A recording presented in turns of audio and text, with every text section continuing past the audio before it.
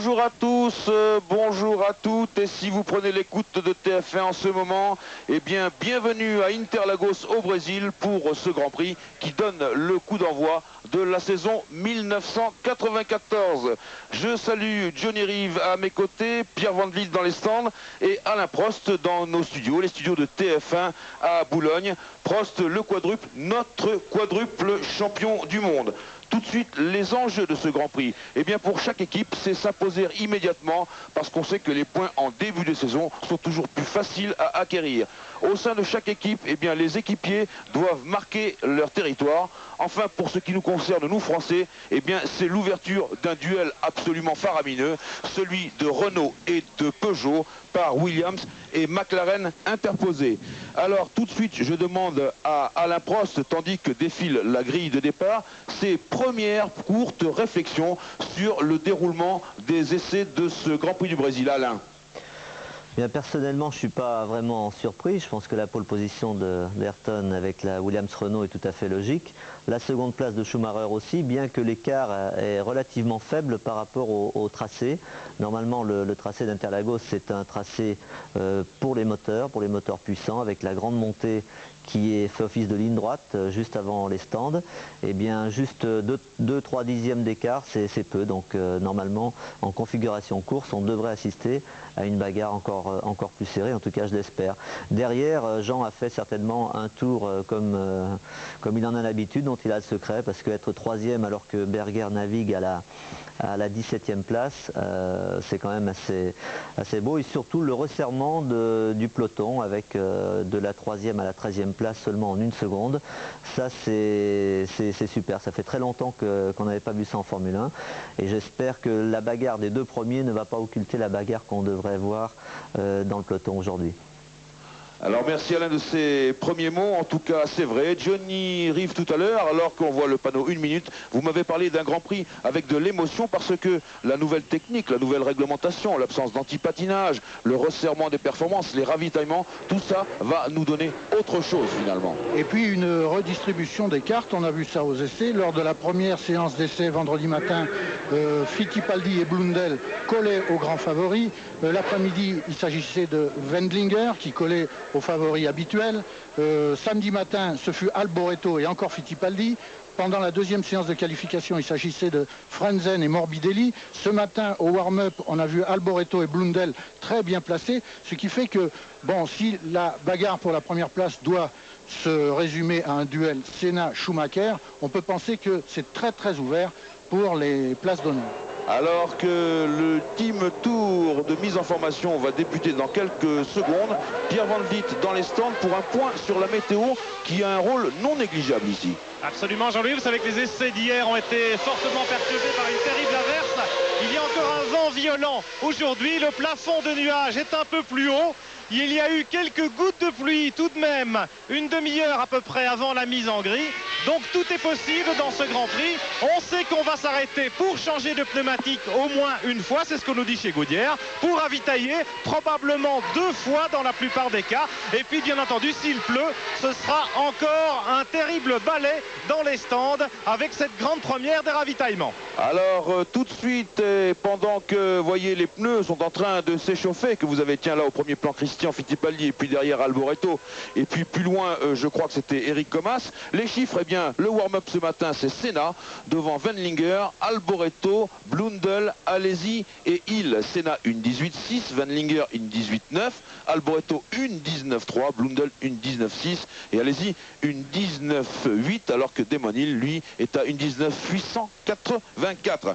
Les chiffres toujours, c'est la 549e épreuve du championnat du monde depuis que celui-ci a été créé en 1950 et on ouvre aujourd'hui la 45e saison. C'est vraiment un moment formidable, un grand moment d'émotion. L'an passé, je vous rappelle que c'est Alain Prost qui avait eu la pole position, mais que la victoire était revenue à Ayrton Senna et le meilleur tour à Michael Schumacher. La piste maintenant toujours sèche, même un petit peu poussiéreuse, mais quand même la météo qui s'obscurcit, qui nous donne un ciel vraiment menaçant, alors que on peut voir toutes les voitures maintenant qui vont bientôt entamer la remontée, ce qu'on appelle le virage de la remontée, pour se placer sur la grille de départ de ce Grand Prix du Brésil. Alors Jean-Louis, on pourrait peut-être donner des nouvelles de Jean Alesi qui est placé en 3e position derrière Senna et Schumacher, mais pour lequel tout ne se présente pas parfaitement, puisque ce matin Berger a cassé son moteur, il a été remplacé, le moteur de remplacement a cassé de nouveau. Pendant ce temps, Alesi avait un ennui avec son propre moteur, non pas pendant le warm-up, mais après celui-ci, et il décidait de prendre le départ de la course au volant du mulet Ferrari. Mulet, au volant duquel il n'a effectué qu'un seul tour ce matin pendant le warm-up. Alors que la première ligne vient de s'aligner à gauche sur votre écran, eh bien c'est la pole position, c'est Ayrton Senna à bord de sa Williams Renault. À droite, c'est Michael Schumacher à bord de sa Benetton Ford, et toutes les voitures vont venir s'ajouter les unes après les autres. La procédure n'a pas changé. Si tous les moteurs sont bien en route à quelques secondes du feu vert, vous voyez que les panneaux là-bas à votre droite vont se retirer. Et bien drapeau vert derrière cette grille de départ, et ce sera le coup d'envoi de la saison. Voilà le préposé au drapeau vert, et là Roland Brunserat va donner le départ du Grand Prix du Brésil. On surveille à droite, à gauche, et c'est le vert, et Alesi prend un départ canon. Senna a viré devant, mais juste devant au premier virage, avec Alesi et Schumacher dans ses roues. Senna doit être content de voir Alesi dans son rétroviseur. Plutôt Parce que Schumacher, oui bien sûr. Bien sûr. Parce qu'il va obliger, Alesi va obliger Schumacher à porter une attaque, une offensive. Et il y va tout de suite, Alesi, il n'hésite pas, c'est le cas de le dire. Demoni est en 4e position avec une Sauber Mercedes derrière. Pas d'incident. Voilà, Senna creuse le trou déjà. Senna qui part au grand galop. On arrive bientôt vers la remontée dans ce grand, voilà, ce grand droite qui est très complexe. Vous l'avez vu dans Automoto ce matin. Il s'agit de la portion du circuit sur laquelle la Ferrari est la moins à son aise. La tenue de route. Le mec de canard. C'est là où se passent tous les petits incidents, et on va bientôt boucler ce premier tour du Grand Prix du Brésil avec Schumacher qui attaque Jean Alesi. Oui, très beau freinage, mais ça Jean ne pouvait pas espérer mieux. Il repasse. Il est rentré trop vite dans le virage. Regardez ce que c'est que l'absence d'anti-patinage au moment où Schumacher, qui est rentré trop vite, a voulu remettre les chevaux. Et bien c'est Alesi qui est repassé devant. Ça c'est formidable. Voilà, on a tout de suite la saison devant nous avec Senna largement en tête. Maintenant, pas largement, quelques toutes petites secondes d'avance.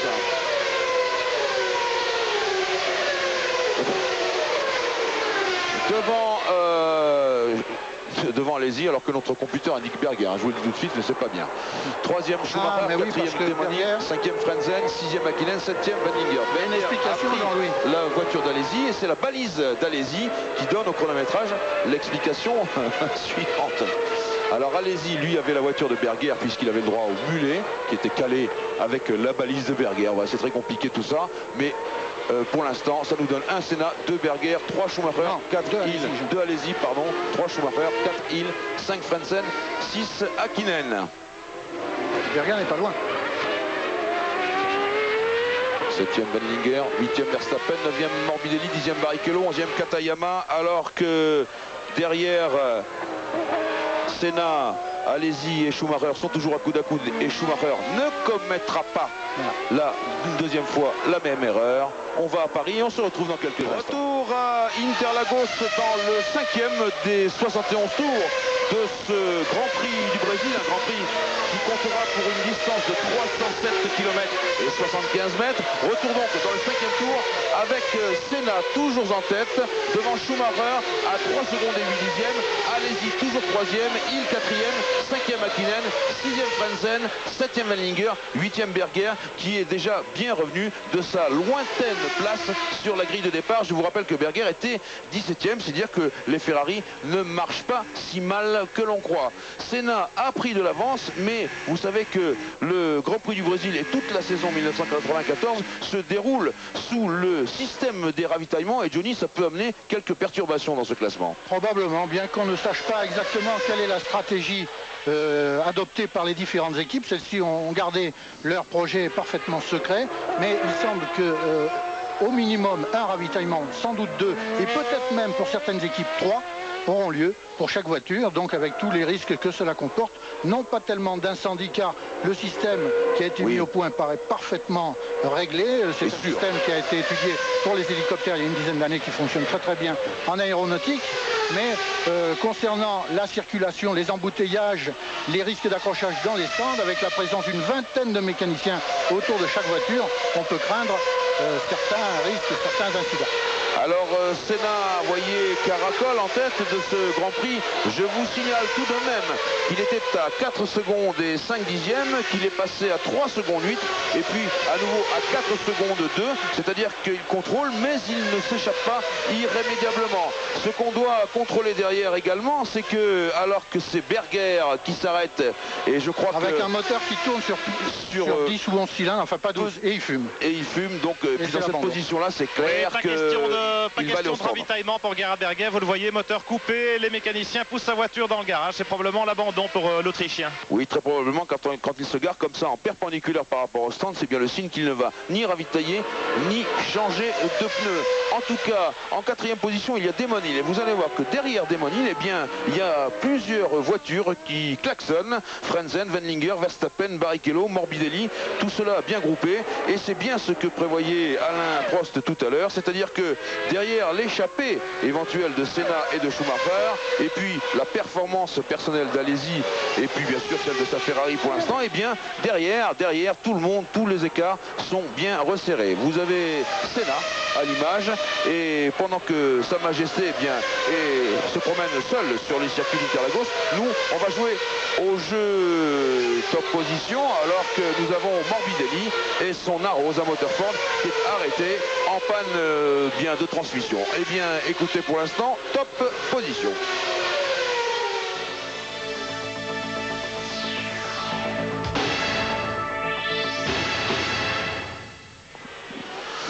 Et on revient sur Senna, toujours en tête avec 3 secondes et 9 dixièmes d'avance sur Schumacher, alors que Alesi, lui, est à 10 secondes de Schumacher.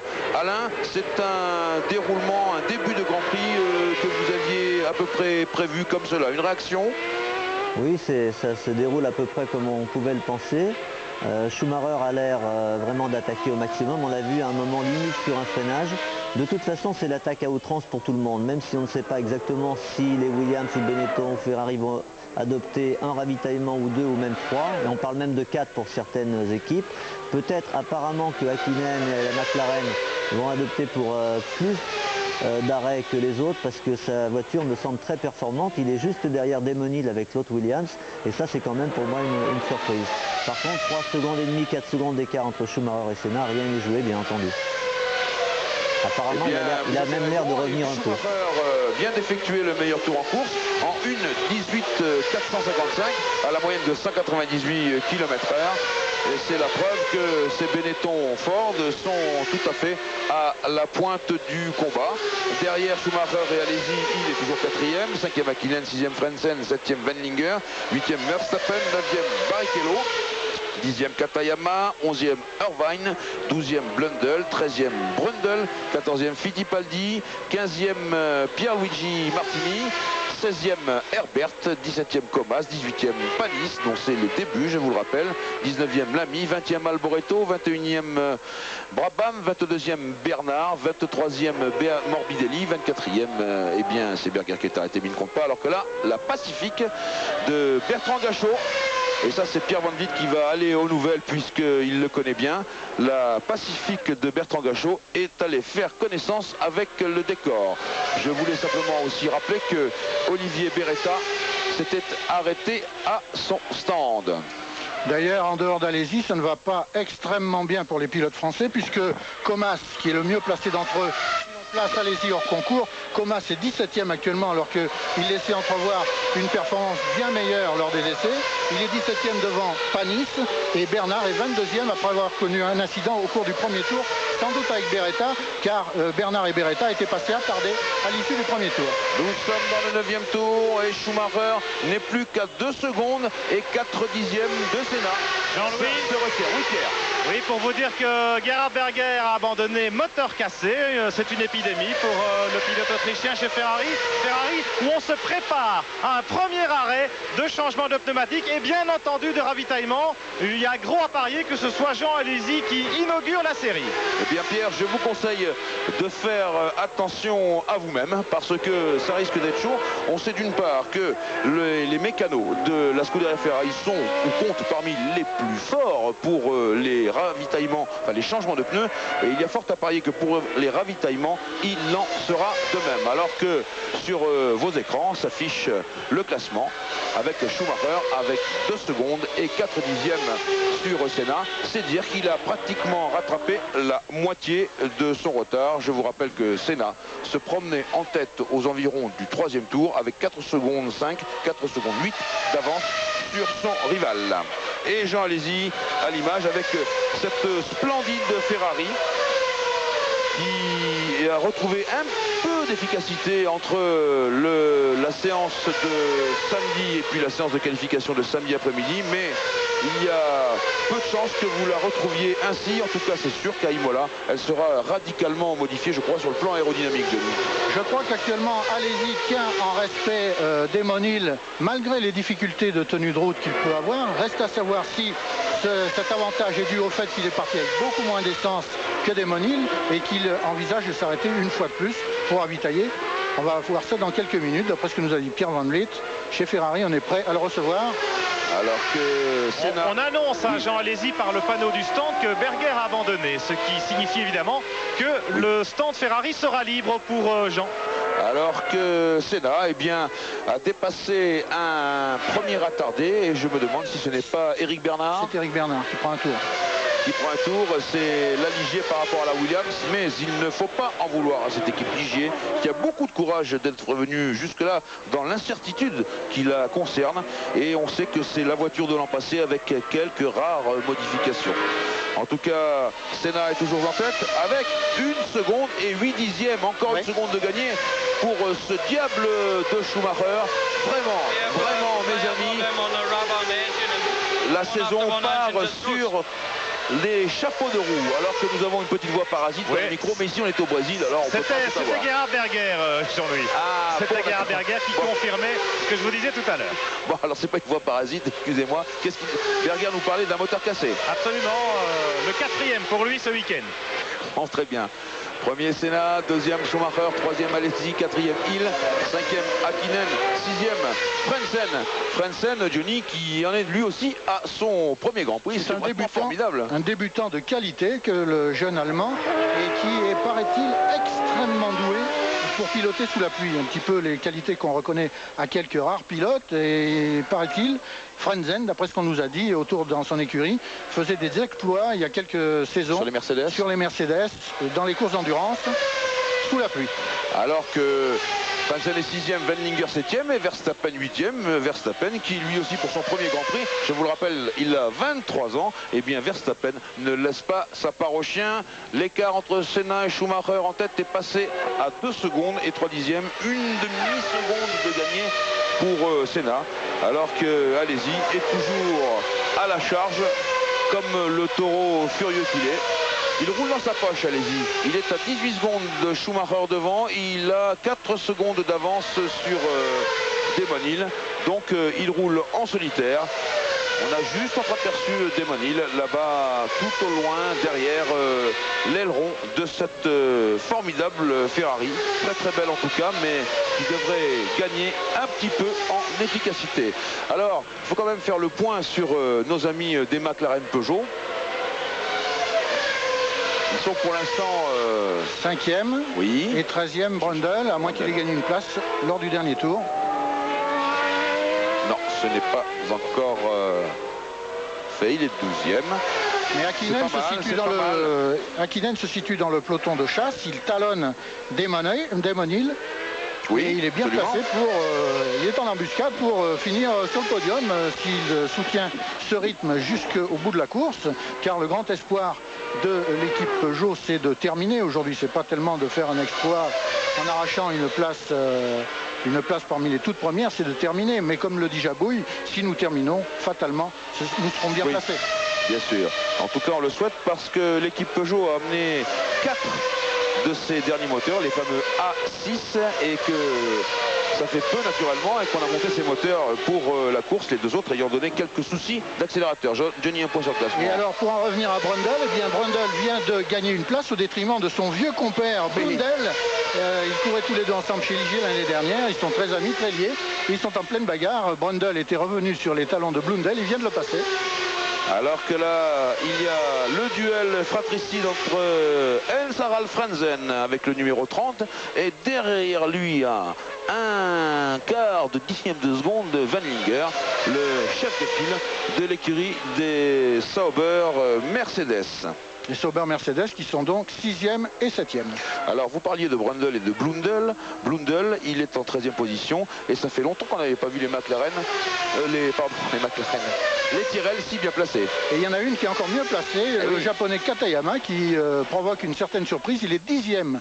Cette année, les Tyrrell ont été confectionnés sous la direction des deux ingénieurs miracle, magique, auxquels Jean Alesi devait ses débuts brillants en Formule 1 lorsqu'il était chez Tyrrell. Il s'agit de l'anglais Postlethwaite et du français Jean-Claude Midiot. C'est eux qui ont réalisé la dernière Tyrrell. Et une réussite apparemment, puisque cette Tyrrell, contrairement à l'année dernière où l'équipe Tyrrell n'avait pas pu marquer un seul point dans toute la saison, et bien cette année l'équipe Tyrrell se place parmi les outsiders possibles. Il est incontestable que les progrès sont venus de Tyrrell Yamaha. Et puis, attention, Pierre. Oui, c'est un arrêt. Ravitaillement de Hakkinen. De Hakkinen avec la McLaren Peugeot. Incontestablement, c'est vrai. Le chronomètre est en route. 14 secondes, 15 secondes. Ah, il coupe le contact, il y a rentre problème. la voiture. Et un peu comme pour Berger, voilà l'image. Et il vient de se passer quelque chose qu'on ne devrait pas avoir, en tout cas plus voir, c'est un mécanicien qui traverse. Quand on est sur le mur des stands, maintenant, on n'a plus le droit de traverser de l'autre côté. J'en reviens donc aux Tyrrell Yamaha et aux Arosa Motorsport pour dire qu'elles ont effectué des progrès, mais tout de même, Johnny, en tête, c'est quand même...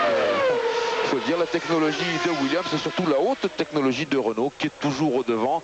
2 secondes et 1 dixième d'avance pour Senna devant la Benetton Ford de Michael Schumacher. La Williams Renault tient ses promesses. Cette Williams Renault dont vous avez vu de nombreuses fois les essais dans Automoto, et vous savez qu'elle est particulièrement révolutionnaire dans le domaine de l'aérodynamique et du train arrière. Et si elle peut être révolutionnaire à ce point-là, eh bien c'est notamment grâce à Renault qui a su faire énormément d'efforts sur son moteur. Alors que là nous avons Van Linger aux prises avec Verstappen. Décidément, Van Linger, il envoie de dur le pauvre Karl, que nous aimons beaucoup par ailleurs, parce que il est déposé par Frentzen, son équipier, et voilà que ce genou là de Verstappen, 23 ans, est en train d'essayer de s'agripper à lui. Ça nous donne un duel très intéressant, et ceci pour la 6e place. Et si Verstappen rentre dans les points, ce qui est le pari de Flavio Briatore, le patron de l'écurie Benetton Ford, eh bien ce sera quand même une très très jolie performance.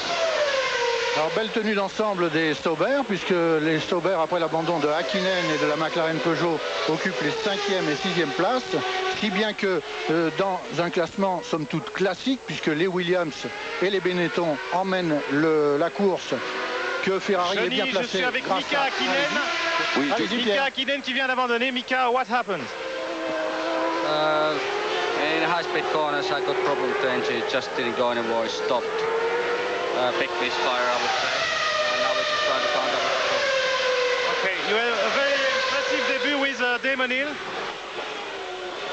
Ok, bon, très déçu Mika Hakkinen, avec un problème de moteur, vous l'avez entendu. Oui, un court-circuit. Voilà, un problème de... ça ratatouillait un peu, et puis dans un grand virage, tout s'est arrêté.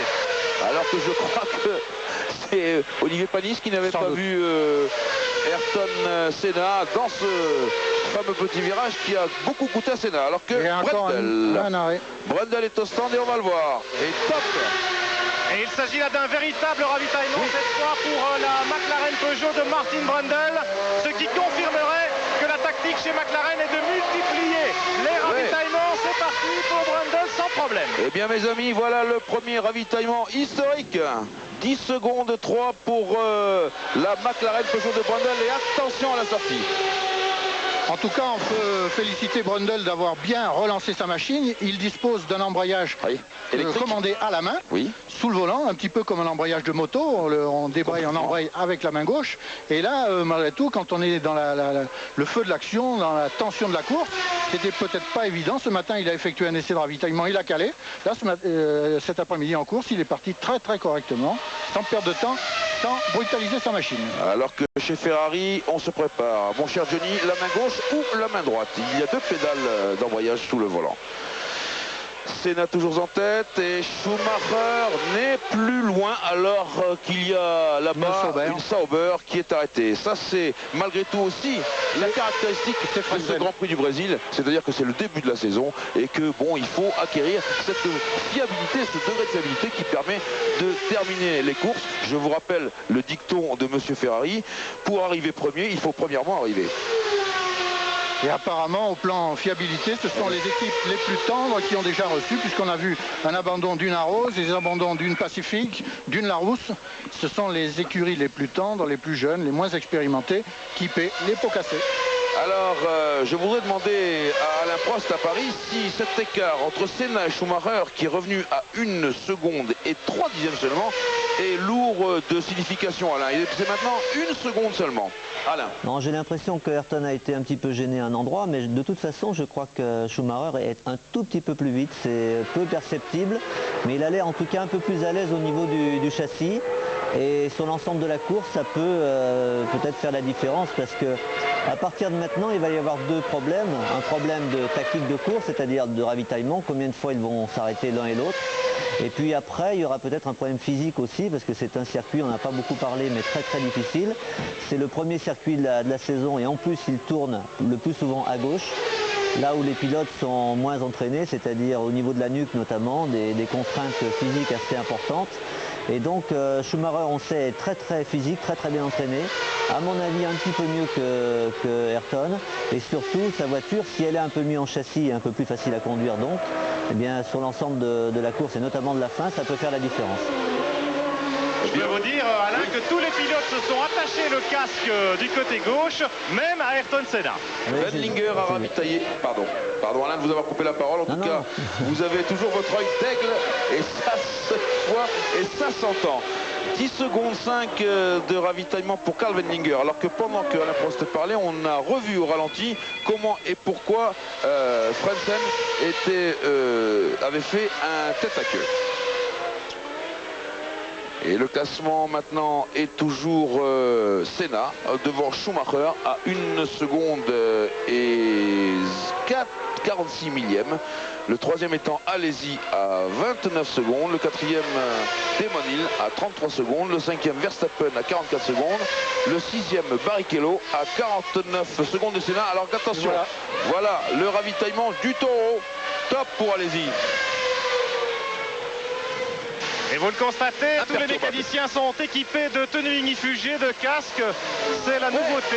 94. Ferrari, c'est les meilleurs. 9 secondes et quelques poussières. Alors que vous avez remarqué le sang-froid de Jean Alesi. Formidable Alesi, visière relevée, en train de prendre l'air tout simplement. Là, pas du tout ému le garçon. Alors que là, nous atteignons, c'est Barrichello qui est au stand. Nous atteignons le point crucial de la course, Schumacher, bientôt dans les roues de Ayrton Senna. Ce qui veut dire que le raisonnement de Flavio Briatore et de l'équipe Benetton Ford d'avoir une voiture qui a un peu plus évolué par rapport à la saison passée, mais que surtout on a beaucoup développé pendant de nombreuses séances d'essai, eh bien ce raisonnement est le bon. Johnny. Et alors tous les pilotes qu'on vient de voir ravitailler vont certainement s'arrêter au moins une autre fois avant la fin de la course, et peut-être 2, puisque chez McLaren on avait envisagé l'éventualité de 3 ravitaillements. Et oui, bien sûr. Et tout de suite, Senna essaye de reprendre du large. Alors, moi je crois que si c'est prêt à Paris, on se retrouve tout de suite après ce message. Mais très vite. Retour dans le 22e des 71 tours de ce Grand Prix du Brésil qui tient réellement toutes ses promesses, puisque Senna a ravitaillé Schumacher en même temps. Le troisième est Demanil, le quatrième Katayama, vous imaginez, alors que là, la guerre fait rage. Voilà le ravitaillement, 7 secondes 8 pour Williams-Renault. Et voilà la Benetton Ford qui démarre par la même occasion. Alors, tout de suite une constatation, on avait dit, nous voilà de retour sur le direct, on avait dit, Johnny, que Williams-Renault n'était pas très pointu dans les ravitaillements, 7 secondes 8. C'est-à-dire qu'il y a un paradoxe dans les arrêts de ravitaillement tels qu'ils sont conçus maintenant, c'est que vous avez plus de temps pour changer de roue, étant donné que pour ravitailler en 60-70 litres, 80 litres d'essence, il vous faut 10 secondes, ce qui laisse amplement le temps aux mécaniciens chargés de changer les roues, de changer 4 roues. D'habitude, Ferrari et McLaren mettaient 5 secondes. Chez Williams, c'était plutôt 8 et 9. Ben là, en 10 secondes, ils changent les roues et tout le monde est situé à un niveau à peu près identique.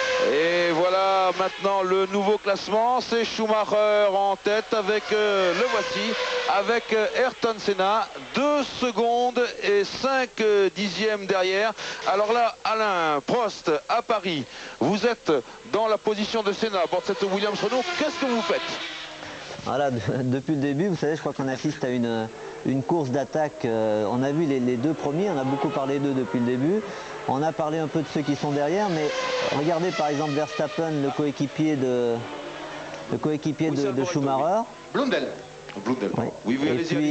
Et puis Damon, le coéquipier d'Ayrton Senna, qui se retrouve maintenant à presque 25-30 secondes. C'est énorme, donc c'est une course d'attaque. Et là, de toute façon, oui, Blundell est sorti à un endroit très très rapide, à fond de 5e. Hein. Il a laissé les... Et donc, on a vu que de toute façon, Schumacher était un petit peu mieux en châssis. Donc, je crois que l'écart, de toute façon, est très faible entre les deux voitures. Ils se sont arrêtés au même moment, donc on sait maintenant qu'ils ont à peu près la même quantité d'essence, ou qu'ils avaient de toute façon la même quantité d'essence au départ. Je crois que la physionomie de la course va rester à peu près la même, avec un leader différent. Et derrière, c'est vraiment le trou. Et heureusement qu'ils sont tous les deux très très proches pour nous offrir du spectacle. J'espère que ce sera comme ça toute la saison. Et bien justement, derrière, on y va tout de suite. Un Schumacher, 2 Senna à 3 secondes et 3 dixièmes. 3 Hill à 19 secondes. 4 Alesi à 43 secondes. Et 5 Katayama à 44 secondes. C'est-à-dire qu'il est à 1 seconde d'Alesi. Il n'a pas fini Katayama. Pour dépasser la Ferrari, ça va être dur. 6e Martini, 7e Benninger, 8e Barrichello, 9e Comas avec ça Larousse qui est revenu jusque-là. 10e Herbert, 11e Brundle, 12e Irvine, 13e Verstappen, 14e Lamy, 15e Panis. Je crois, Pierre Van Vliet, que vous étiez dans les stands avec Gachot alors qu'on a vu Senna allumer ses roues. Oui, ça va plus du tout. Il a manqué la corde. Et il y a des éclats partout de la tirelle de Blundell. Mais quand tout le monde aura découvert la piste, et bien quand tout le monde aura découvert cela, eh bien ça rentrera dans l'ordre. Pierre, si vous êtes dans les stands avec Bertrand Gachot, très vite. Oui, avec Bertrand Gachot, il y a eu pas mal de petits problèmes à l'arrière du peloton. Bertrand à tête à queue de Ligier, puis Beretta qui vous a emmené dehors. Oui, il m'a récolté au passage, il est parti en tête à queue. Moi j'étais vraiment parti pour une course sage. Et bon, c'est la malchance. Hein. J'étais un peu surpris de la manœuvre de Beretta parce qu'il a freiné, il a paniqué si vous voulez quand il a vu la Ligier partir en tête à queue. Et évidemment c'était la catastrophe derrière. Voilà, merci Bertrand. Pas mal de petits problèmes, vous l'entendez, pour le pilote français dans la queue du peloton de ce Grand Prix en début de course. Gachot, vous aviez 32 Grands Prix, cher ami, et Beretta n'en a qu'un à son actif pour l'instant. À la Prost à Paris. Oui, on a vu Senna qui a un petit peu de problème en ce moment pour suivre Schumacher. En réalité, le test, c'est Damon Hill qui, pour la première fois depuis très très longtemps, n'est pas vraiment en compétition pour la première place. On le voit loin de Senna. Et si vraiment il était plus à l'aise, ça prouverait que Senna pourrait aller beaucoup plus vite. Donc je pense qu'Ayrton est à la limite, aussi bien d'ailleurs que Schumacher, et qu'il aura du mal à la régulière à revenir vraiment dans les roues de la Benetton, qui me paraît très à l'aise au niveau châssis. Il faut quand même reconnaître qu'il y a un écart de puissance moteur, normalement sur ce circuit qui est aussi un circuit très bien pour les moteurs. Toute cette partie que l'on voit ici à partir de maintenant On voit Senna à l'image, c'est une grande montée, donc la performance du moteur, le couple, la puissance maximum devrait faire une différence plus grande par rapport à la Benetton. Et malgré tout, de l'expérience, de ce qu'on a pu voir depuis plusieurs saisons maintenant, le châssis est aussi très important, surtout pour le confort du pilote. Et là, ça va être dur pour Senna. Eh bien, en tout cas, Alain, ce que vous venez de nous dire, c'est tout simplement que c'est un retournement de situation après des périodes géantes telles que nous en avons connues. Eh bien, peut-être que Benetton Ford maintenant va connaître sa période de prospérité. On espère pour eux qu'elle soit grande d'ailleurs. Johnny. Alain, je voudrais connaître votre analyse de la relative contre-performance de Damon Hill. Est-ce que vous pensez que l'absence d'assistance au pilotage automatique sur les voitures cette année le met plus en difficulté qu'il n'était l'année dernière au volant de la même voiture? J'en suis absolument persuadé. Je pense qu'il y a quand même peut-être un petit problème psychologique. J'avais dit à Damon en fin de saison dernière, j'avais essayé de lui donner un petit conseil en lui disant d'être très fort psychologiquement pendant l'hiver, notamment pendant les essais. Et puis bien entendu dès le premier Grand Prix.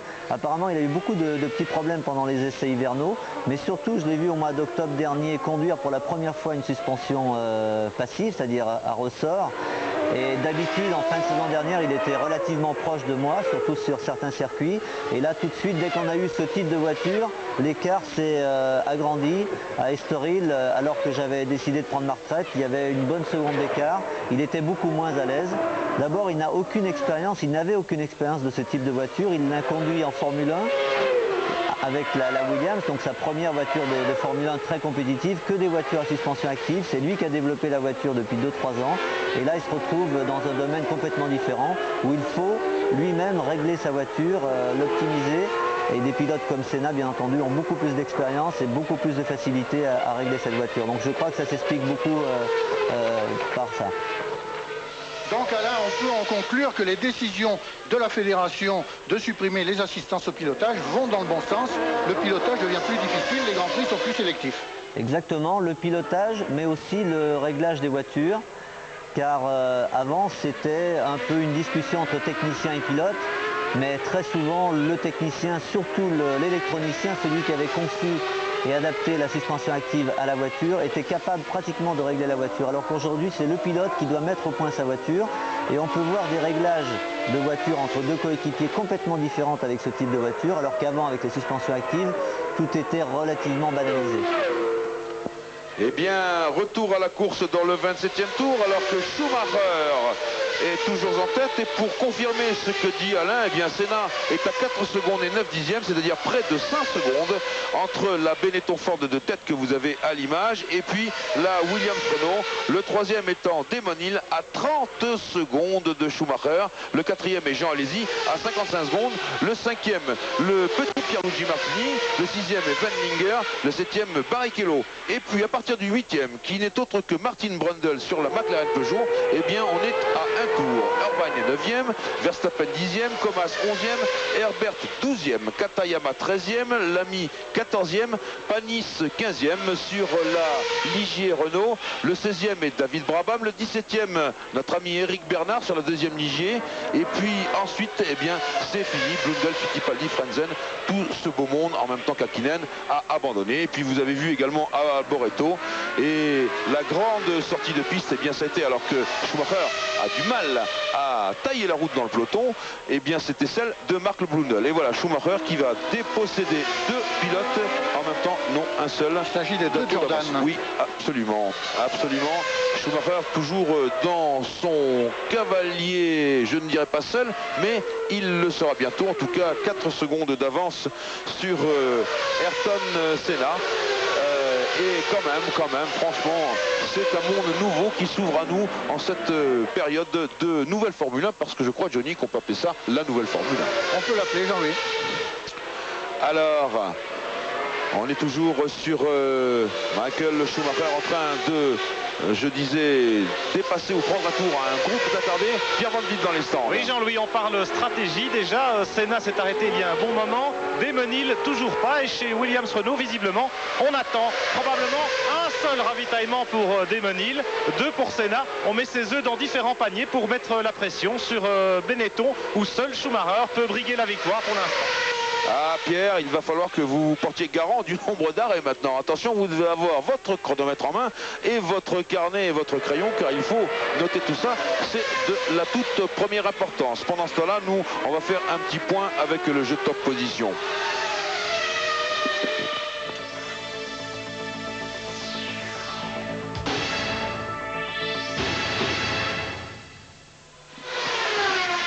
Retour sur Schumacher, bien sûr, toujours en tête. Alors, quand même, Johnny, il y a une bagarre extraordinaire qui s'amorce entre ces deux écoles. Hein. Je le répète, l'une c'est celle de la nouveauté avec le V10 Renault, dont on sait que c'est le meilleur moteur du monde.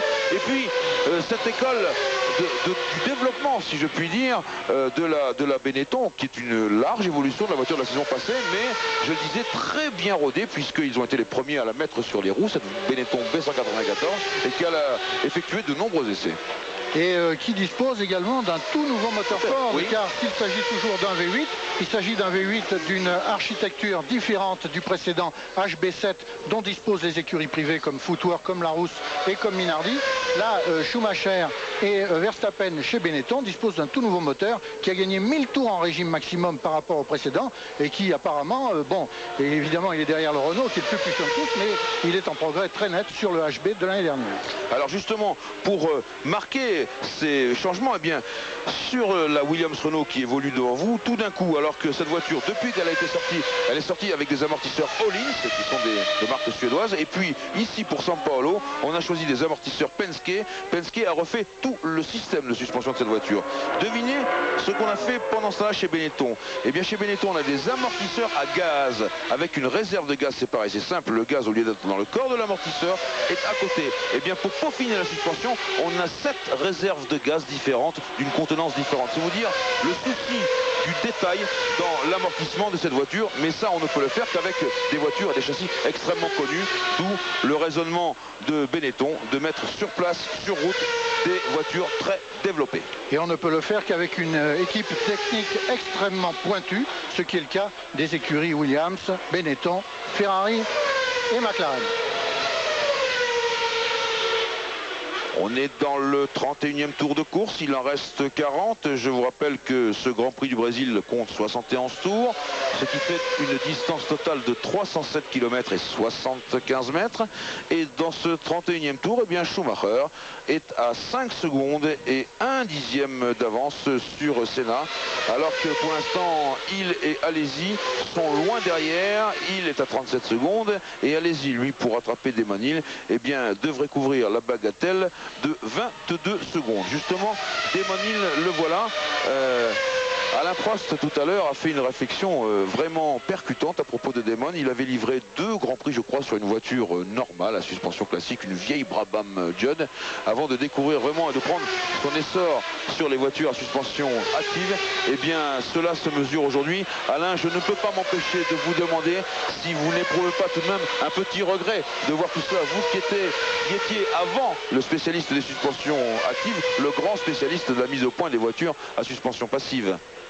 Oui, c'est sûr que c'est une catégorie de voiture que je préfère. Tout le réglage, la mise au point, vraiment d'une manière très très méticuleuse, c'était un peu plus pour moi. C'est vrai, une suspension active, comme je vous l'ai dit tout à l'heure, se réglait plus avec les techniciens. Mais vous savez, je suis un passionné de course automobile, passionné de Formule 1 et je suis très bien dans ma position aujourd'hui. Et tu le fais très plaisir. Et l'on revient sur Michael Schumacher, Johnny. Qui a l'air de contrôler la course parfaitement, puisque au moment des dépassements d'un groupe d'attardés, il avait perdu un petit peu de terrain sur Senna qui était revenu à 2 secondes et demie de la Benetton. Et puis petit à petit, Schumacher recrée l'écart. Il est passé à 5 secondes et demie maintenant, 5 secondes 6 exactement. Apparemment, il maîtrise bien les efforts de Senna. Et nous sommes avec Jean Alesi et cette Ferrari qui mène toujours bon train. Là, vous savez, il y a des jours de chance dans les Grands Prix. Ce n'était pas visiblement le Grand Prix de Berger que ce Grand Prix du Brésil. Alors que Jean, bien pour l'instant, je croise les doigts, pour lui, eh bien, semble tenir la cadence. Et puis, eh bien, si les choses restent là, il sera quatrième. C'est tout de même un encouragement.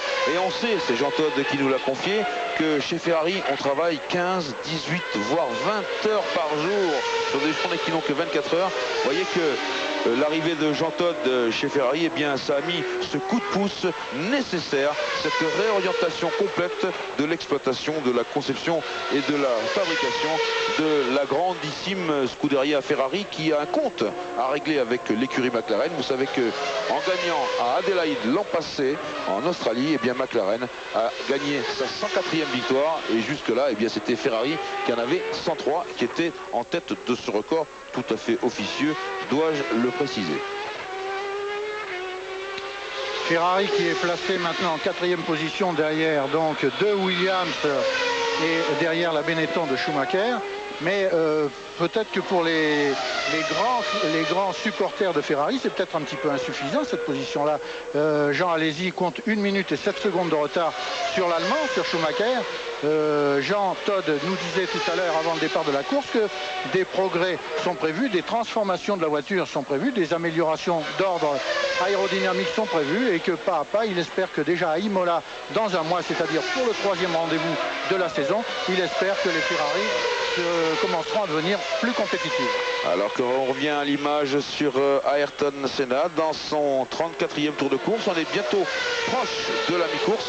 Senna qui est à 6 secondes et 8 dixièmes de la Benetton Ford de Schumacher, qui caracole en tête.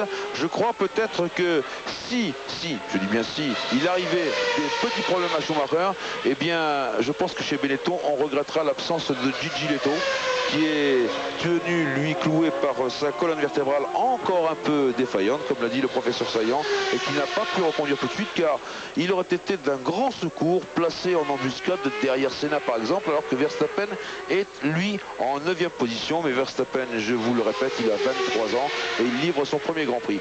En attendant, on a Barrichello en 6e position et Brundle pas loin derrière en 7e position, ce qui signifie, Johnny, que Brundle étant là, il pourrait peut-être rentrer dans les points.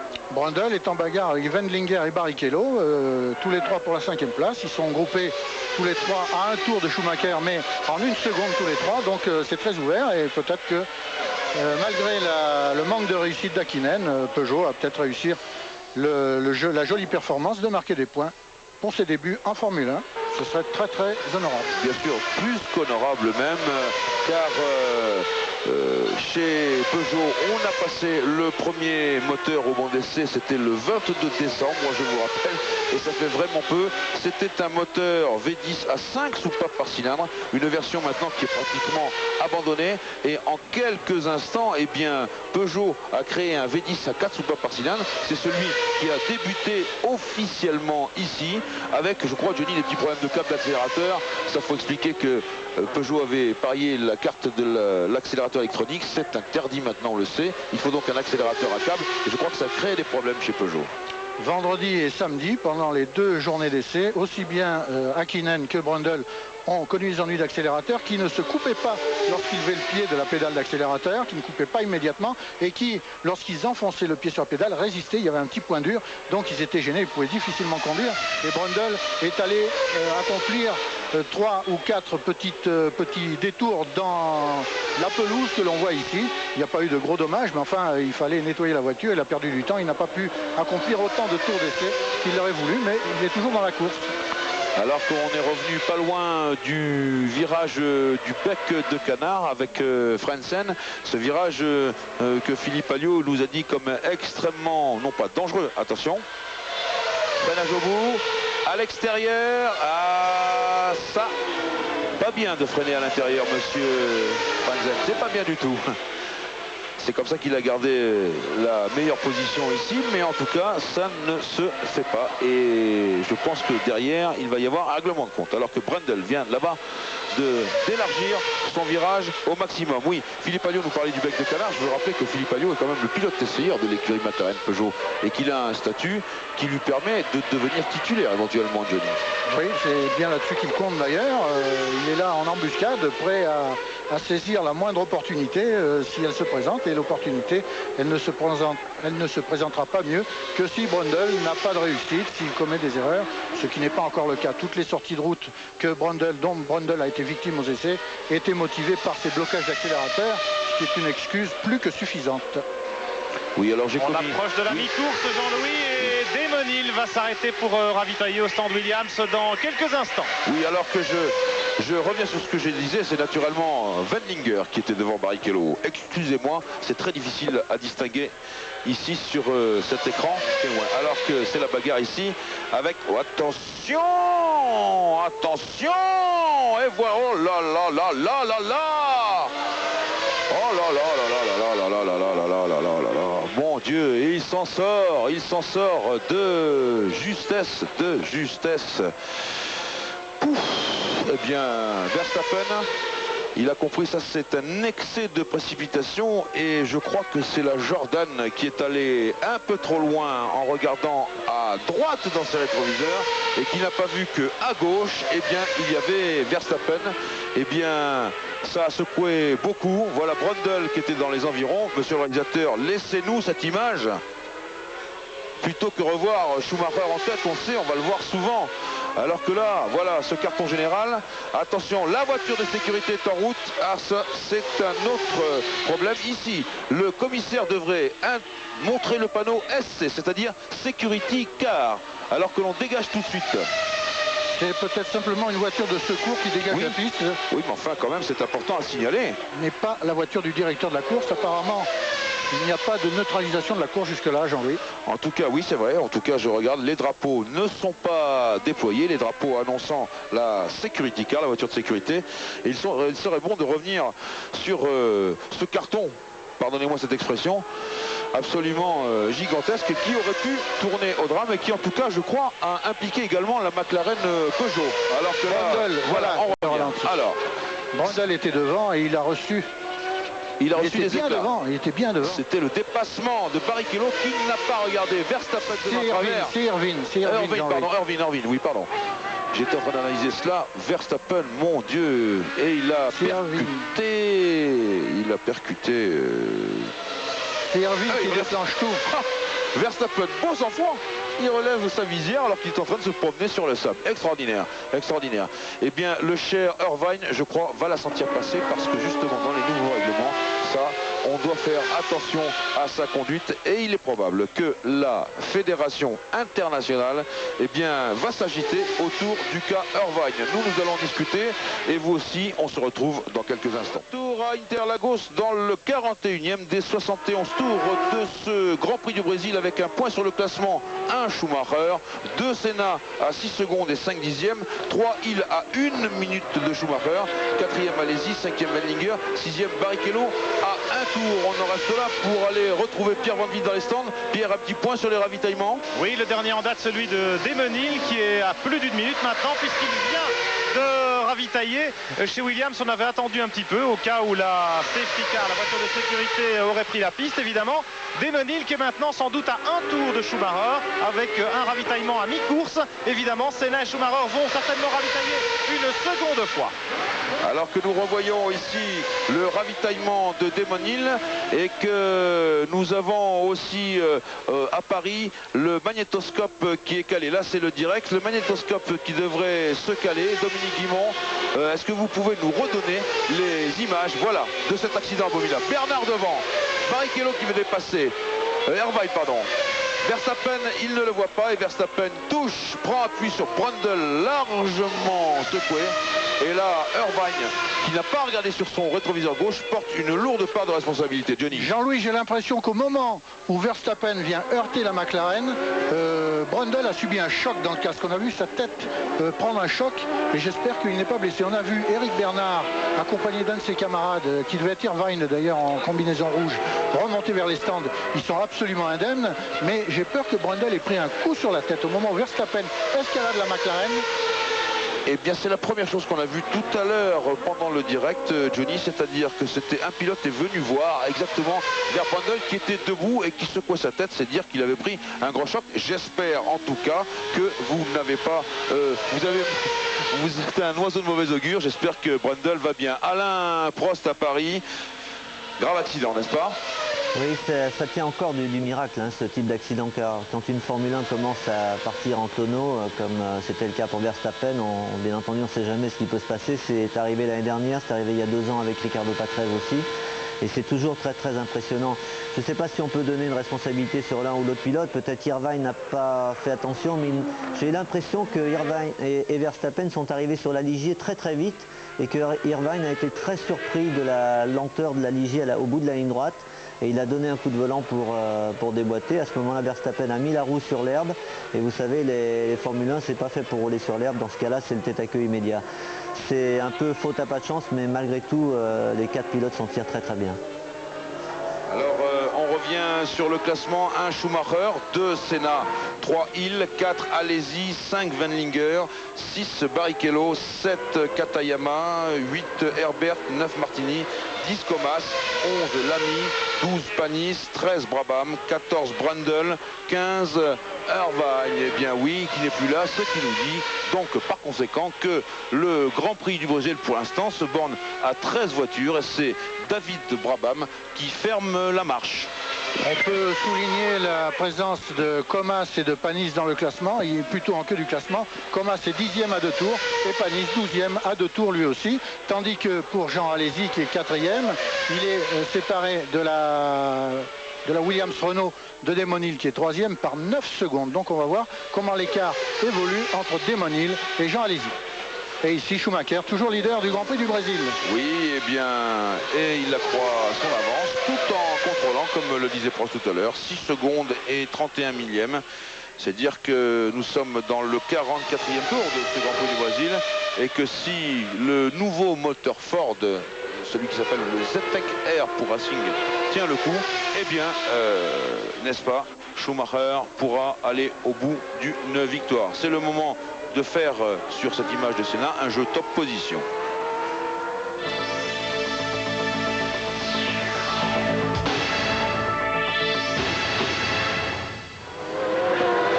Et l'on revient sur la tête de la course, toujours avec Schumacher.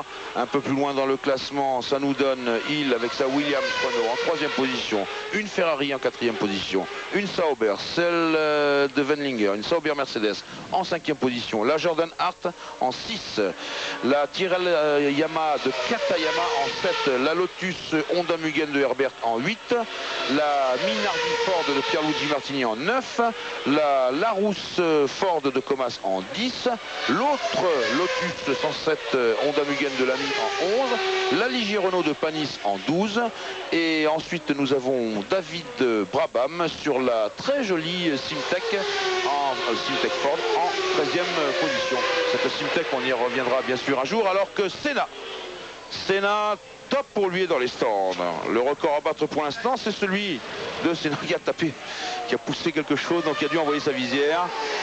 Ah, il n'a pas battu son propre record, 7 secondes 8. On laisse le moteur.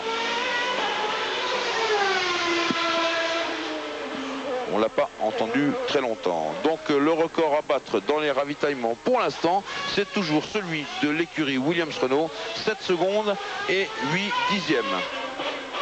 Pierre Van Vliet dans les stands, oui, il va falloir faire le compte maintenant de ces ravitaillements. C'est important pour la fin de la course. Oui, Senna est le premier à ravitailler une seconde fois. Un petit mot pour vous dire que Martin Brundle est indemne également. Ron Dennis vient de nous le confirmer. Il a effectivement été un petit peu choqué dans l'accident, mais là il revient à pied vers son stand. Alors qu'on vient de voir Schumacher effectuer un léger écart. Je me demande là si ce n'est pas un problème de pneumatique éventuellement. Est-ce qu'on serait allé au bout? Est-ce qu'on serait allé au bout des gommes de la Benetton Ford? On va le savoir tout de suite. Attention. Top, ou plutôt on ne le saura pas puisque je pense que voilà, les pneus sont changés. Tourne, l'homme de tête ravitaille, 7 secondes 4, record battu. C'est à Benetton maintenant. C'est à Benetton, 7 secondes 4 pour remettre Schumacher sur la piste. Il avait 14 secondes d'avance sur Senna qui s'était arrêté. Et on va retrouver les deux hommes pratiquement côte à côte. Damon Hill en 3e position. Toujours avec la Williams-Renault, ce qui nous donne pour l'instant une Benetton Ford et 2 Williams-Renault et une Ferrari. Damon Hill dont Alain Prost nous disait tout à l'heure qu'il a du mal à s'acclimater aux suspensions passives, en tout cas aux suspensions dites classiques, alors que je crois, Pierre, à entendre le bruit, ça se précipite dans les stands pour d'autres ravitaillements. Absolument, c'est un petit peu l'heure de pointe. Vous avez vu le leader Schumacher s'arrêter. Là, c'est une Sauber, je pense. Oui. C'est une Sauber, tout à fait. J'espère qu'elle ne vous a pas roulé dessus. Non, mais je suis un peu loin. Vous savez, c'est difficile de passer d'un stand à l'autre puisqu'on n'a pas vraiment accès au pit lane. Oui, il faut le dire pourquoi. Il faut dire pourquoi. C'est une interdiction de la Fédération internationale. Maintenant, les équipes de télévision et les chasseurs d'impression tels que vous, Pierre, devront faire attention où ils mettent les pieds et pourquoi pas se vêtir, comme c'est d'ailleurs la coutume aux 500 miles d'Indianapolis, de combinaison inifugée, ce qui, j'en suis sûr, vous ira très bien. Schumacher toujours en tête et Senna maintenant est loin. Il est à 27 secondes d'avance. Non, Johnny? Non, de retard, je veux dire. Il faut attendre l'écart, il est à 9 secondes. 9 secondes exact. J'ai eu peur, je me disais, tiens, Senna est-il en train de ralentir quelque part sur un coin de piste? Schumacher en tête dans le 46e tour avec 9 secondes et 2 dixièmes d'avance sur Senna. Damon Hill et lui à 1 minute et 33 secondes.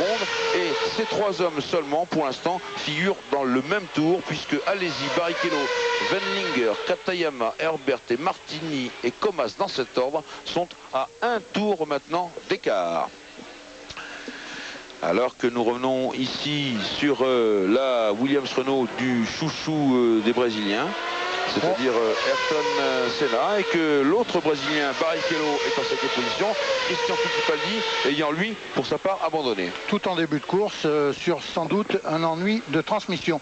Ce qu'on peut dire, Jean-Louis, c'est qu'il reste encore à peu près un tiers de la distance à parcourir et que jamais l'écart entre Schumacher et Senna n'a été aussi grand.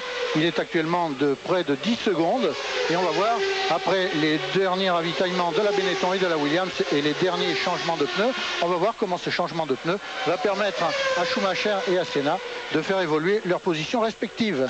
Je voudrais demander à Alain Prost à Paris si à la vue maintenant... Jean-Louis, oui, pardon. Je suis avec Heinz-Harald Frentzen qui avait fait un très beau début de course avec la Sauber. Heinz-Harald, what happened for you? Well, just fun. So, first Grand Prix, very impressive begin, but then a small mistake. Yeah, that's right. Ah, I'm bah very oui, disappointed. une petite faute. Ok, voilà, il est très déçu. Thank you very much, merci. Heinz-Harald Frentzen, on en reparlera certainement. Oui, alors je voulais demander à Alain Prost à Paris si à la lumière de ce double ravitaillement pour l'instant, puisque les leaders se sont arrêtés 2 fois, ce qu'ils pensaient de la fin de la course. Nous sommes dans le 48e tour et le Grand Prix du Brésil en compte 71. Alain? Bien, c'est sûr que le ravitaillement a un avantage sur le plan du spectacle, mais sur le plan, comme vous dites, de la tactique et de savoir ce qui va se passer pour la fin, ça enlève un petit peu de suspense au niveau de la performance. À partir du moment où les pilotes se sont arrêtés tous les deux fois, ça veut dire qu'ils avaient à peu près 70 litres d'essence dans le réservoir au départ de la course, et donc ils en ont 70 encore maintenant. Alors qu'on revoit l'accident, encore 70 maintenant pour la fin de la course. Ça veut dire que la performance des voitures est à peu près identique, donc ça devrait rester à peu près dans les mêmes zones. Je crois que Schumacher a attaqué du début jusqu'à maintenant. Il devrait garder un avantage assez substantiel sur Senna. Alors Pierre Vandeville, vous qui êtes dans les stands, vous avez la physionomie complète. On peut dire maintenant tout de même, je croise les doigts, que les ravitaillements ne sont pas si catastrophiques, en tout cas si générateurs de catastrophes qu'on le prévoyait. Non, et on a pris tellement de précautions finalement que ça se passe excessivement bien. Il y a beaucoup moins de monde évidemment dans la ligne des stands qu'auparavant, et même à l'intérieur des garages où nous nous trouvons. Tous les mécaniciens sont équipés, vous l'avez souligné, de combinaisons inifugées. Le mur des stands, qui ici est évidemment assez vaste à Sao Paulo, le petit muret sur lequel se trouvent les directeurs d'équipe. Il y a d'autres circuits où ça risque d'être évidemment un peu plus compliqué, où les stands sont un peu plus exigus. Je pense à Monaco évidemment. Oui, il y a peut-être des endroits aussi où certains feront carrément l'impasse sur les ravitaillements. Mais nous n'en sommes pas encore là pour l'instant, tout s'est bien passé, pas le moindre incident du côté de ces fameux réservoirs. En tout cas, ce qui est certain également ici à San Paolo, c'est que l'entrée des stands et la sortie sont finalement plus aisées qu'on ne le croit. En tout cas, on ne perd pas beaucoup de temps. Et Jean-Pierre Jabouille me disait il y a peu de temps avant le départ du Grand Prix que ça c'était un élément très important. Ce n'était pas le seul naturellement, mais un élément très important à prendre en compte dans les ravitaillements. Je le répète, c'est donc l'accessibilité aux stands. Et on voit que tous les efforts ont été faits. Malheureusement, on court en Formule 1 sur des circuits qui sont très vieux, construits depuis de longue date. Et bien sûr, il va falloir peut-être modifier un peu cet aspect infrastructure. En tout cas, sur un circuit par exemple comme Monza, qui est le temple de la vitesse en Italie, eh bien, on sait que les stands sont extrêmement rapides. On y rentre, on y sort comme dans un moulin. L'homme qu'on vient de voir ici, c'est Adrian Newey. C'est le créateur de la Williams Renault FW16. C'est lui qui a conçu notamment ce fameux train arrière et qu'il nous disait, alors que c'est Barrichello qui est au stand, et il nous disait qu'il avait pensé à ça depuis l'an dernier déjà, ce qui fait quand même pas mal de temps. Oui. Avec Eric Bernard, évidemment, un acteur, un témoin de ce terrible accident, ce carambolage. Eric, qu'est-ce qui s'est passé exactement? Écoutez, Brundle avait des petits problèmes sur mécanique, il a dû lâcher le pied, ça a été signalé par le drapeau blanc, par les commissaires. Et au moment où j'arrivais sur Brundle, il s'est déporté, donc j'ai été obligé de freiner pour l'éviter. Et derrière, Verstappen et Irvine étaient en pleine bagarre, n'ont absolument pas vu ce qui se passait, je pense, j'imagine, et ils sont rentrés de plein fouet sur Brundle, pardon. Et pour les éviter, je suis parti dans l'herbe, mais j'ai pas pu éviter un tête à queue parce que c'est de l'herbe qui est grasse, ça a été mouillé ce matin. Et malheureusement, j'ai même pas calé, j'ai rien touché, mais je pouvais pas engager de vitesse pour pouvoir repartir, donc j'étais obligé de couper mon moteur et d'abandonner comme ça. Alors Vine et Verstappen avaient l'air très chaud derrière, Eric, mais vous n'avez pas vraiment bien vu ce qui s'est passé? Non, moi j'ai pas vu parce que j'avais vu préalablement le drapeau blanc signalant que Blundell avait des problèmes, et je pense que Irvine et Verstappen étant en bagarre n'ont absolument pas vu et se sont montés dessus. Et incident, Eric, ce premier Grand Prix 94, ces ravitaillements, comment ça se passe, comment ça se gère en course? Bah écoutez, j'ai pas eu le loisir de faire de ravitaillement, donc de gestion de course. Tout simplement, je pense qu'il n'y a pas vraiment de gestion parce que c'est très délicat, surtout aujourd'hui où la pluie menaçait à tout moment. C'était très difficile de faire un choix ou un pronostic. Alors Pierre, je vous coupe la parole parce que là, on a assisté à la punition. Je dois employer ce terme. La punition, c'est Schumacher qui a pris un tour d'avance à Damon Hill, c'est-à-dire que la Benetton Ford, voilà, a pris un tour d'avance complet à la Williams Renault, et peut-être qu'il faut modérer bien sûr cet aspect-là, mais malgré tout quand même c'est une sanction très dure. Et d'ailleurs je me demande si on n'a pas vu un petit échange d'amabilité entre les deux pilotes, parce que Damon Hill n'avait pas l'air de vraiment se jeter sur le bas-côté pour laisser le passage à l'adversaire de son coéquipier, et quand Schumacher s'est hissé à son niveau, eh bien je crois qu'il lui a donné un petit coup de volant pour lui faire comprendre qu'il n'avait pas été dupe. Bon, le bouchonnage n'a pas duré très longtemps, c'est peut-être 1 ou 2 dixièmes de perdu, mais bon, psychologiquement, ça peut avoir une influence, ça peut énerver. C'est de bonne guerre, ça fait partie de la course. Je ne sais pas ce qu'en pense Alain. Oui, justement, je voulais demander à Alain, tout à l'heure vous nous avez parlé de l'inexpérience relative de Damon Hill avec les voitures à suspension passive, mais cela explique-t-il un écart d'un tour complet entre deux pilotes, bon certes jeunes, mais qui ont quand même de l'expérience, mais surtout deux voitures dont l'une que vous connaissez très bien? Non, je dirais pas que c'est historique, parce que depuis 3 ans, les Williams ont dominé le championnat. Et là, se faire prendre un tour, même par une Benetton superbement bien conduite, c'est quand même incroyable. J'arrive pas vraiment à comprendre. Je sais aussi, sans dévoiler de secret, que la Williams, même l'année dernière, était une voiture déjà très inconfortable à conduire. Ce circuit, comme on vous l'a dit, est un peu compliqué, difficile physiquement, mais ça n'explique pas tout.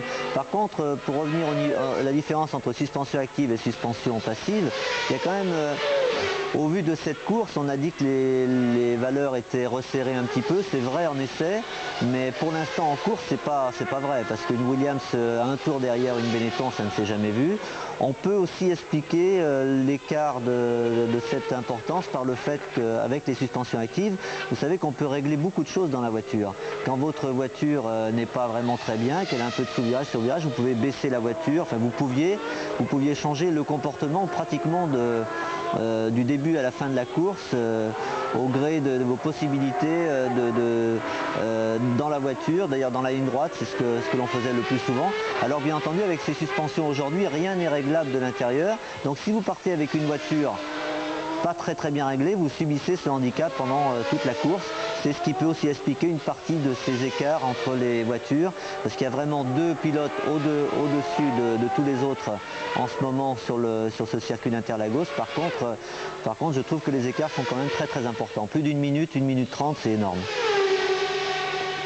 À la décharge de Damon Hill, on peut quand même rappeler qu'il a été privé de la première journée d'essai, un petit peu comme c'était arrivé à Alain Prost au Grand Prix de France l'année dernière. Et être privé d'une journée d'essai, c'est beaucoup, c'est lourd. On accuse beaucoup de retard sur la mise au point de sa voiture par rapport à ses adversaires. Et sans doute que Damon Hill paie partiellement ce gros incident de vendredi. Vous vous rappelez l'épisode, Johnny, mais ce jour-là, Alain Prost, lui, malgré ce retard dans les essais, avait remporté ce Grand Prix de Saint-Marin. On revient... Non, c'est le Grand Prix de France. C'est au Grand Prix de Saint-Marin où il y a eu un accrochage entre Alesi et Prost. Tout au long, et Alain a remporté son Grand Prix de Saint-Marin. Pardon, excusez-moi. C'était Alesi et Prost le vendredi matin, et Prost a remporté le Grand Prix de Saint-Marin. Je reviens sur la tête de la course. Schumacher devant Senna à 6 secondes et 2 dixièmes. Hill, Alesi, Barrichello, Wendlinger, Katayama sont à un tour. Et donc Alain Prost intervenait sur cet écart.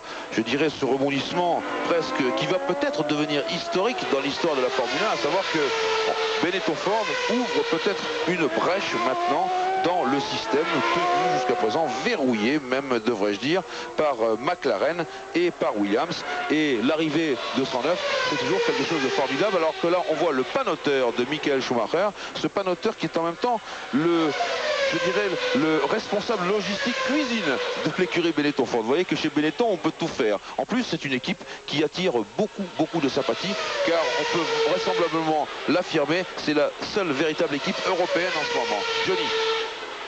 Je vois que l'écart se réduit très légèrement entre Schumacher et Senna. Il était de 6 secondes et demie, il n'est plus que de 6 secondes après 3 tours. Bon, c'est peu, mais c'est quand même positif en ce qui concerne le Brésilien, qui doit jeter toutes ses forces dans la bataille.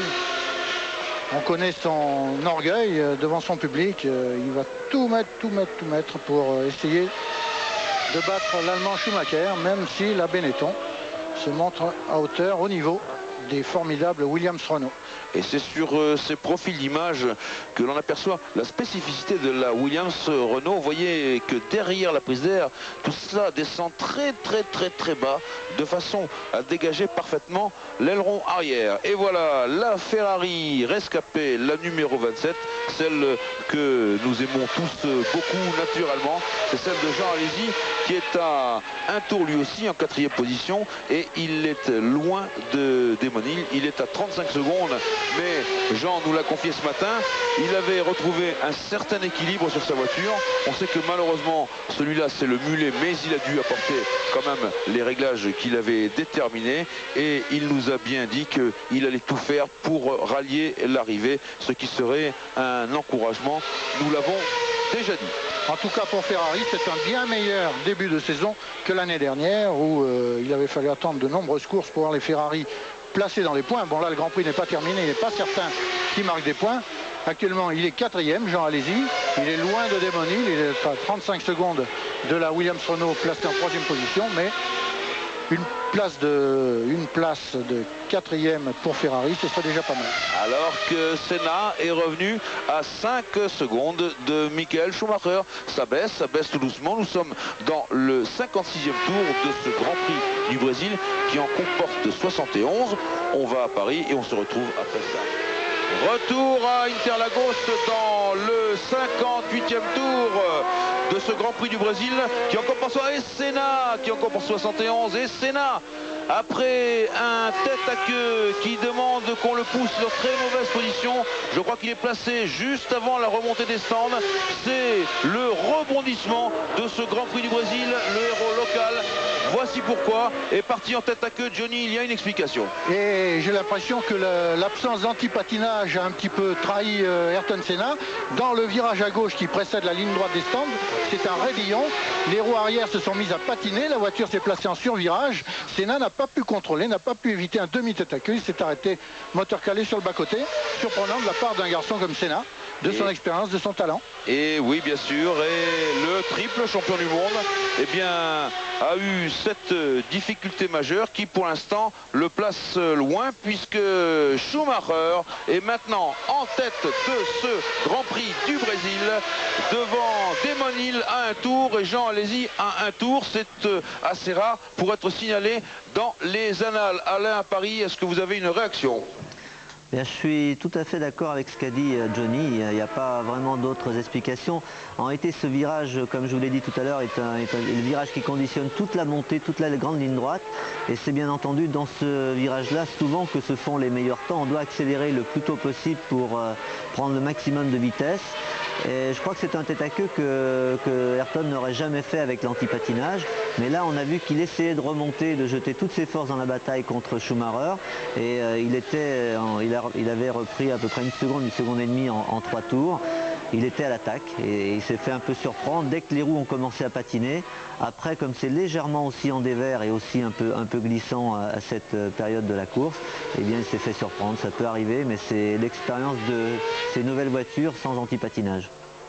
En tout cas, Alain, avec Schumacher maintenant qui dispose d'une avance substantielle sur Damon Hill, il y a de quoi contrôler parfaitement la course. Oui, c'est très rare de voir un pilote avec un tour d'avance sur le deuxième. Et là maintenant il n'a plus qu'à contrôler. On avait quand même un petit doute sur la fiabilité de la voiture. Il ne faut pas oublier qu'à la première course, c'est rare quand les voitures sont parfaites du début jusqu'à la fin. Un doute sur la fiabilité du moteur notamment, qui est quand même tout nouveau. Les écuries ont fait très peu d'essais pendant l'hiver, notamment au niveau fiabilité. Beaucoup de performances, mais peu de fiabilité. Ça va lui permettre de lever un peu le pied et d'assurer normalement une victoire pour lui, mais il faut encore attendre. En tout cas, nous avions prévu une météo assez mauvaise et pour l'instant, alors que les spectateurs de São Paulo, ben oui, quittent en masse ce circuit puisque leur idole, lui, est en train de repartir avec la voiture de secours, la Rescue Car, et bien oui, c'est fini pour Ayrton Senna et c'est par conséquent fini pour un certain nombre de polistes qui assistent à ce Grand Prix, les polistes étant les habitants de São Paulo, d'où Ayrton Senna est originaire. Alors, pour vous donner un petit frisson dans le dos, je vais vous parler de ce moteur Ford V8, le Zetec R. Savez-vous, mon cher Johnny, qu'à Silverstone, il tourne à 13 000 tours de moyenne, c'est-à-dire ralentissement, accélération, régime maximal compris. Et à 13 000 tours de moyenne, eh bien, le liquide de refroidissement passe dans le moteur à raison de 409 litres par minute. Savez-vous cela? Et qu'il faut 1 seconde et demie pour refroidir tout le moteur, c'est-à-dire que tout le circuit fasse le tour complet. Alors je pense que les téléspectateurs vont avoir peur pour ce moteur V8 parce que ce sont des chiffres qui sont effrayants. Et ça nous donne... Jean Alesi qui fait un appel. Et oui, ça nous donne Jean Alesi en 3e position pour l'instant, donc sur le podium. Et moi je serais à sa place, Alesi, c'est vrai que je mettrais ce qu'il faut. Il est allé loin. Je pense que sur le plan des pneus, le train avant est un peu fatigué. Je pense à cet écart, il a poussé un peu ses roues. Je serai à sa place, en tout cas, je ferai le maximum pour essayer de rejoindre Damon Hill, si toutefois c'est possible, et si toutefois ça ne met pas en cause ce podium Ferrari, qui serait vraiment formidable pour la Scuderia, dirigée par Jean Todt.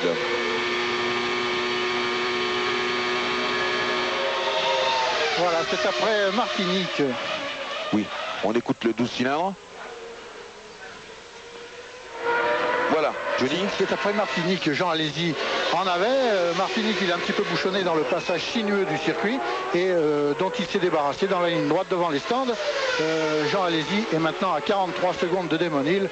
Sauf incident, il ne peut pas revenir du tout sur la Williams. Il reste 10 tours, 11 tours à accomplir et je crois qu'il va se contenter d'assurer cette belle et inattendue, inespérée 3e place. Flavio Briatore, le patron de l'écurie Benetton Ford, le chef mécanicien Johan Villadelprat à ses côtés.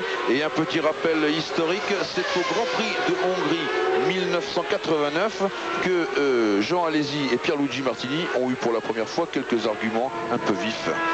Jean-Louis, chez Williams Renault, évidemment, on fait grise mine, vous l'imaginez. Pas vraiment d'explication technique au tête à queue d'Ayrton Senna. Il était effectivement à l'attaque, les temps autour le confirment.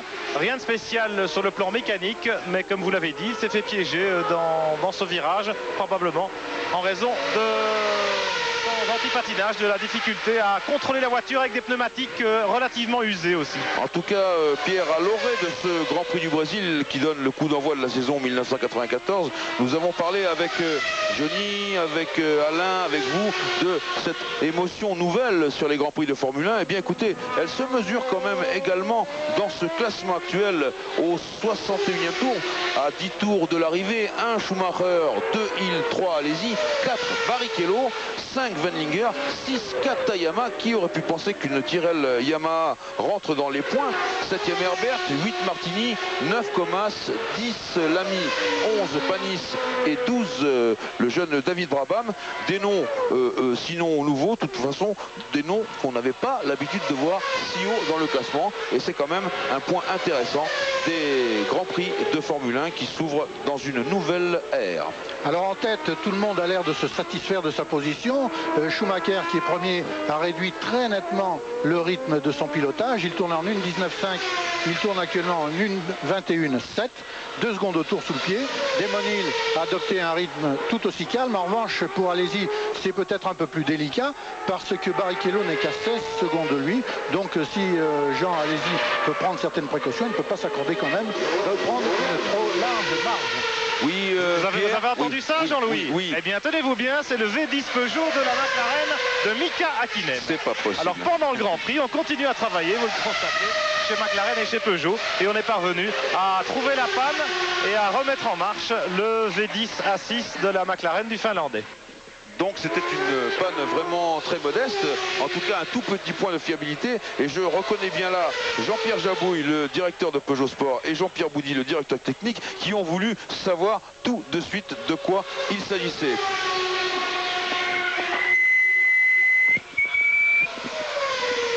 Barrichello se rapproche très légèrement de Jean Alesi. Je ne sais pas s'il va le menacer pour la conquête de la 3e place, mais là il est à 15 secondes, il était à 3 ou 4 secondes de plus il y a 2 tours, et Jean Alesi doit mesurer son avance sur le jeune Brésilien et faire avec.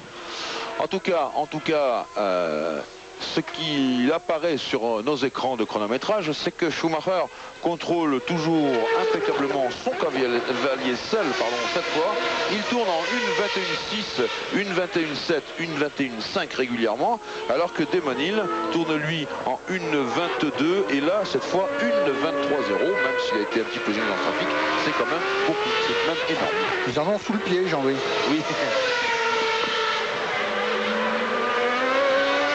Une des surprises de ce Grand Prix, c'est quand même de trouver Katayama, le japonais Katayama en 6e position. Si le classement se stabilise ainsi, Katayama va marquer un point au championnat du monde. Ce sera son premier point au championnat du monde.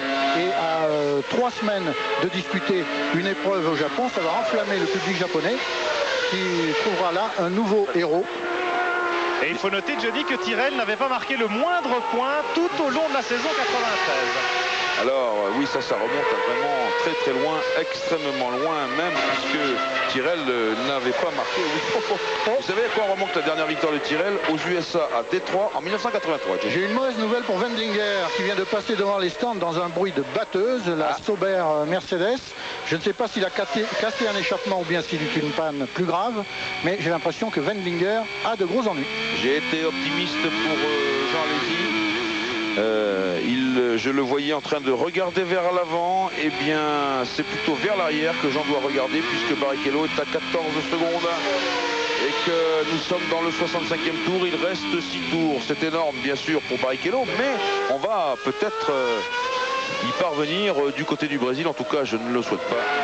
Moi, fois pour notre Jeannot national qui va pour l'instant rejoindre la 3e marche du podium. En tout cas, on lui souhaite 7 tours avant l'arrivée. Et ce qui serait bien, c'est que pendant ces 7 tours, Dominique Guimond à Paris nous remontre un petit peu les 2 épisodes importants de ce Grand Prix du Brésil. Je crois que le premier épisode, ça a été cet accident qui nous a fait tous frémir ici, qui nous a coupé la parole. Soyons clairs, Dominique Guimond, à vous.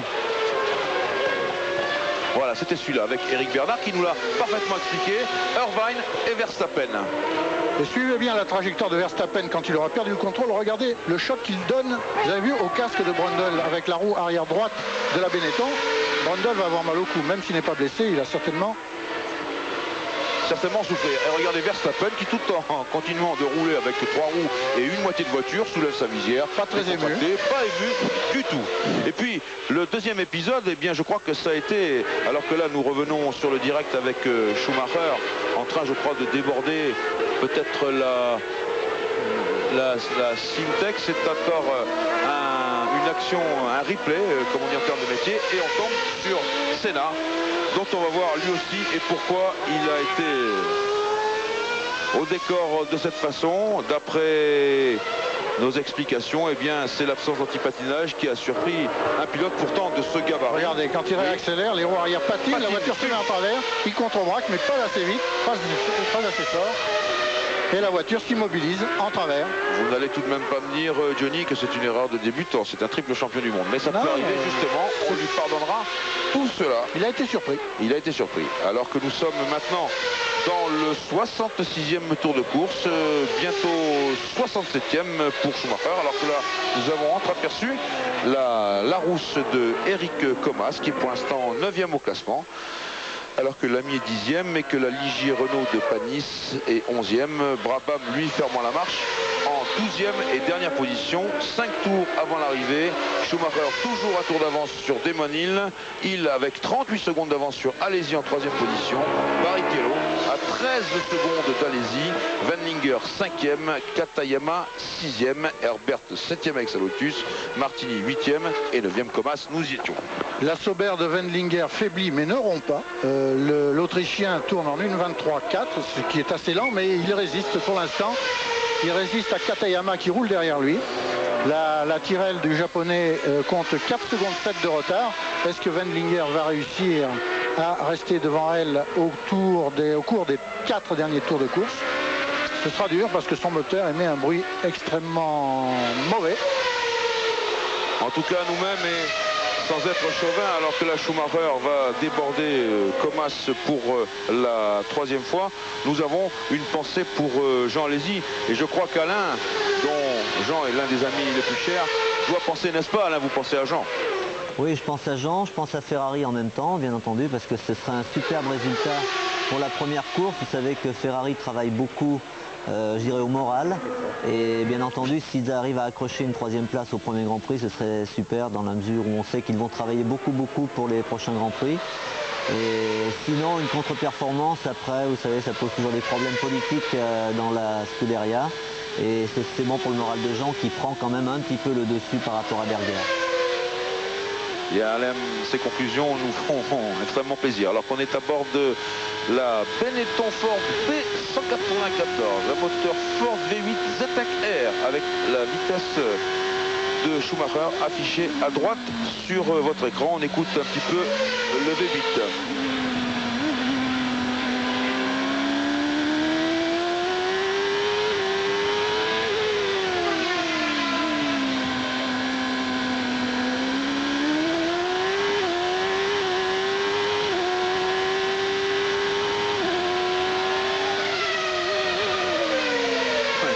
Ça tourne en rond, hein. On a vu que Schumacher virait dans la virage le plus serré du circuit à 79 km/h. C'est la vitesse la plus basse de tout le tracé. C'est ce que nous avons constaté hier et avant-hier durant les essais. Moins de 90 km/h. On est dans le 69e tour de course. Il en reste par conséquent 2. Et 2 pour Schumacher qui n'est pas loin de toucher des doigts le bonheur.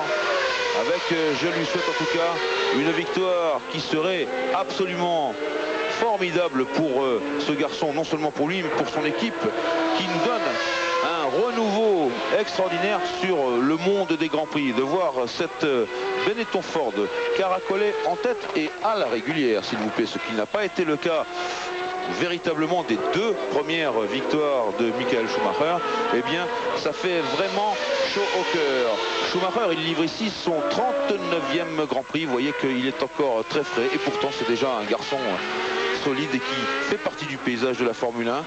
Il a 2 victoires à son actif, 7 meilleurs tours en course, il a acquis 109 points et sa dernière victoire, vous vous en souvenez, j'en suis sûr, c'était au Grand Prix du Portugal en 1993. Johnny Schumacher, très aimé de la colonie française. C'est un garçon sympathique, souriant, toujours heureux de fêter une place à l'arrivée. Quand il est sur le podium, on se souvient de ses manifestations de joie l'année dernière. Il a accédé au podium une bonne dizaine de fois, 2e, 3e, une fois 1er. Et à chaque fois, pour lui, c'est une fête. Il est sur le podium, il n'a pas gagné, mais il est dans les 3 meilleurs. Il est content, il est heureux, il est joyeux et ça fait plaisir à tout le monde de voir des garçons naturels s'exprimer comme ça, laisser aller leur nature. Je vais également demander son opinion à Alain, qui je crois l'aime beaucoup. Vous connaissez bien Schumacher. Oui, moi c'est quelqu'un que j'aime beaucoup. D'abord c'est un grand sportif. Il fait beaucoup de sport en dehors de la Formule 1 et naturellement j'aime ceux qui font du sport. Ils ont une mentalité toujours un peu différente et comme l'a dit Johnny, c'est quelqu'un de très joyeux, toujours très réglo en plus sur la piste, très dur mais très réglo et en dehors c'est un compagnon charmant. Mais je crois qu'en dehors de ça aujourd'hui il a fait une course fabuleuse. Il mérite vraiment la victoire. Il n'a pas fait d'erreur, contrairement à Ayrton. Il a dominé aussi sur le plan de la performance. Et si la Benetton avec le moteur Ford est capable de gagner et de rivaliser avec la Williams et moteur Renault sur ce type de circuit, c'est-à-dire relativement rapide, où la puissance et le couple du moteur est quand même très important, qu'est-ce que ça va être sur des circuits un peu moins favorables pour la Williams? Donc je dirais que la logique l'a emporté aujourd'hui. Un avantage certainement au niveau du châssis et Williams Renault devront travailler beaucoup.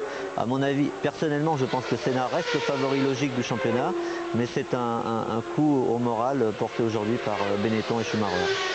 Voilà Schumacher qui va rentrer dans son dernier tour, effectivement, avec Damon Hill. Voilà, un tour. Damon Hill en 2e position. Alesi en 3e position. Barrichello, il est toujours à 11 secondes d'Alesi. Et puis, devinez qui est en 5e position. Katayama. Le Japon doit tomber à la renverse. Katayama va marquer 2 points. Et je peux même vous dire que ce sont ses 2 premiers points au championnat du monde depuis qu'il court. Katayama, il a débuté en Afrique du Sud en 1992 et le 6e est Karl Wendlinger. Johnny nous a parlé du bruit de batteuse de son moteur tout à l'heure. Bah oui, il en paye les pots cassés. Et le 7e est Herbert. Michael Schumacher maintenant à quelques mètres, quelques centaines de mètres encore du bonheur pour ce pilote vraiment flamboyant et puis pour cette écurie Benetton, je vous le répète, très apprécié dans le milieu des Grands Prix car véritablement européenne, aussi bien dans ses pilotes, son écurie, son management. On compte des Espagnols, des Italiens, des Anglais, des Américains et c'est vraiment un pilote allemand naturellement puis un pilote hollandais pour l'instant. Il y aura un Finlandais plus tard. C'est une équipe qui réunit un grand consensus autour d'elle. Schumacher bientôt couronné. Pierre. Je suis sur le muret, c'est Benetton et c'est la victoire. Flavio Briatore aperçoit la voiture de Schumacher qui franchit la ligne d'arrivée. Bravo, il a frôlé les stands. Une réaction rapide de Flavio Briatore, Pierre. Oui, il est dans les bras de John Villadelfra, le team manager. Toute l'équipe évidemment a les larmes aux yeux. Je le comprends. Alors que Damon Hill maintenant passe la ligne en 2e position. Le classement de ce Grand Prix du Brésil qui a donné le coup d'envoi de la saison 1994 des Grands Prix. Et voilà le 3e, Jean Alesi, qui va monter sur le podium. Plus que quelques mètres pour Jean. Un Schumacher sur la Benetton Ford, 2 Damon Hill sur la Williams Renault, 3 Jean Alesi sur la Ferrari, le voilà, 4 Rubens Barrichello, 5 Katayama, 6 Wendlinger. On se retrouve dans quelques instants pour le podium, les temps forts de la course et l'analyse d'Alain Prost.